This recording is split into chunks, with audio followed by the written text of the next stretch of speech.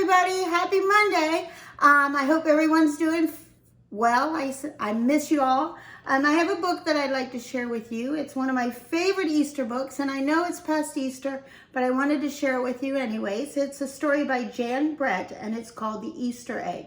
And if you remember, when I did Jan Brett stories before, she does a lot of things with borders. So let's see if you can find or get clues of what's going to happen next on the next page.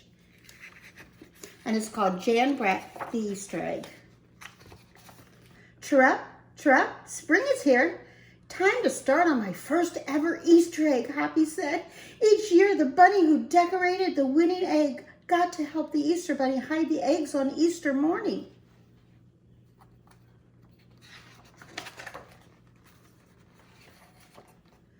Hoppy had been dreaming about being that bunny all year long. Now it was time to get started. Everywhere Hoppy looked, rabbits were working on dazzling eggs.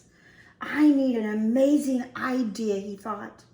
Hoppy spotted Flora Bunny planting spring wildflowers in her eggs. The Easter rabbit will love those colorful flowers, he thought, and started picking flowers for his egg. Here's a basket for your flowers, Hoppy, Flora said.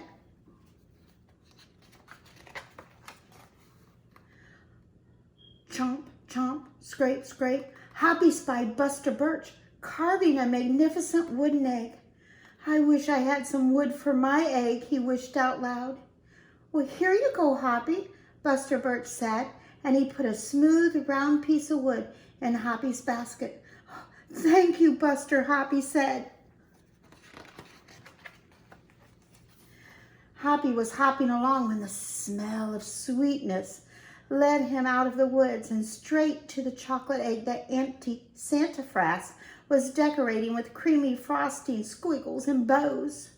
Hello, Hoppy, she said, and she put some chocolate sprinkles in his basket. Hippity hop, Hoppy exclaimed. I'll make the Easter rabbit a chocolate egg so sweet it will make his whiskers tingle.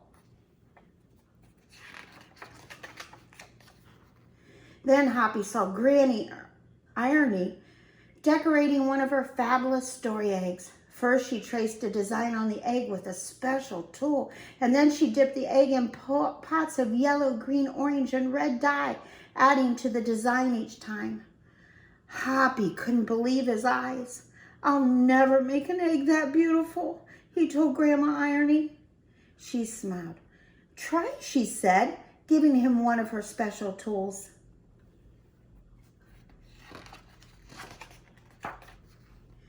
Hoppy was hopping by Han Vanderrabbit's garden when he spotted an extraordinary egg. Hans was painting a portrait of the Easter rabbit, so real that he looked alive. Fantastic, Hoppy exclaimed. Thank you, Hoppy, Hans said. Why don't you make a painting on your egg? And he gave Hoppy pots of paint and a fine brush.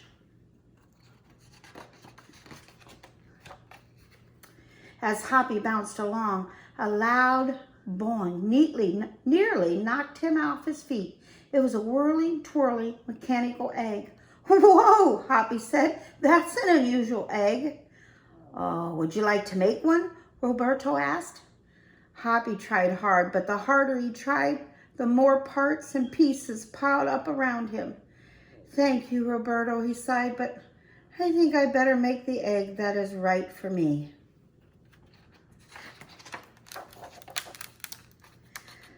Hoppy hopped back to the woods and lay down under a tall tree to think. Making a beautiful egg is harder than I imagined, he thought. I guess I don't have to win. I just want to make an egg I am proud of. Suddenly, the woods rang with the squawking of birds, sounding an alarm. Mother Robin swooped down, calling wildly as if she couldn't decide where to go.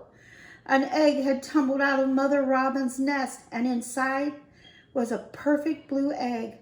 And it was a baby robin that needed its mother to keep it warm until it hatched.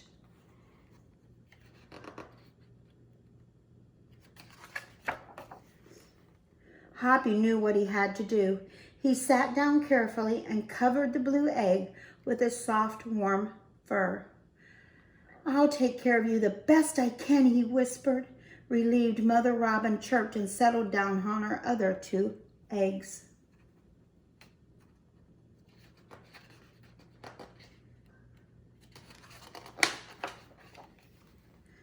Hoppy never left the robin egg.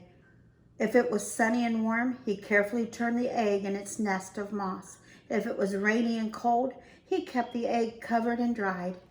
At night, wild animals passed by. Hoppy crouched down and stayed hidden in the ferns, and often he heard strange noises coming from above. But Hoppy didn't run away.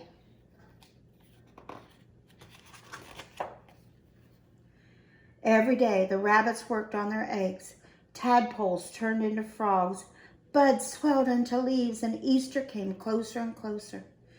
Finally, it was time for the rabbits to take their eggs to the glen, and they had forgotten all about Hoppy, who was quietly sitting on the blue egg under the tall tree in the woods.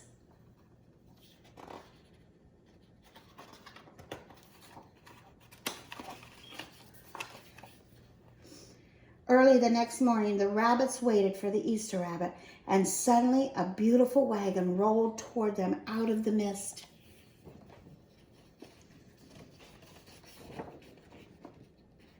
And stopped.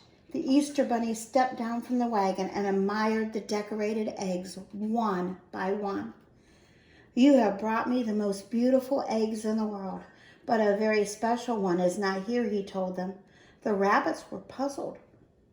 Whose egg could it be?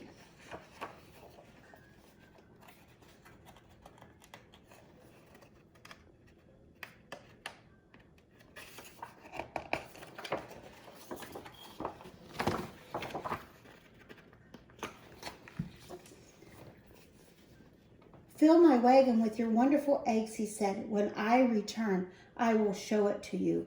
And he disappeared into the woods.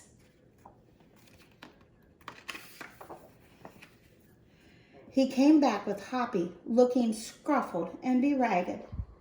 Hoppy has an amazing egg to be proud of, the Easter bunny told them. He has kept Mother Robin's egg warm and safe until her baby bird hatched and she could take care of her. The Easter rabbit placed the empty blue shell in the place of honor atop the wagon. Now they were ready to go.